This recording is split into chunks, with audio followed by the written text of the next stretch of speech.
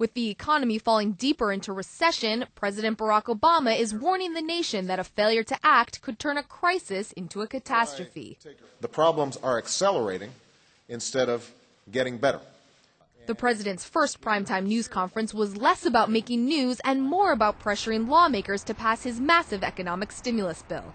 With the private sector so weakened by this recession, the federal government is the only entity left with the resources to jolt our economy back into life.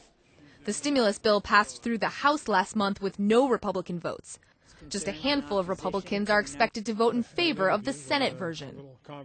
Obama says he hasn't given up on the prospects of building bipartisanship in Washington. I am the eternal optimist. I think that over time, people respond to civility and rational argument. But he won't stand for petty politics. I can't afford to see Congress play the usual political games. What we have to do right now is deliver for the American people. While the economy dominated the hour-long news conference, the president also faced questions on foreign policy, from engagement with Iran.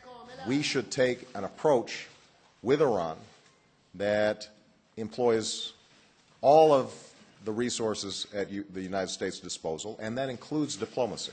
To American troop presence in Afghanistan. I do not have yet a timetable for how long that's going to take. What I know is I'm not going to allow Al-Qaeda or bin Laden to operate with impunity, planning attacks on the U.S. homeland.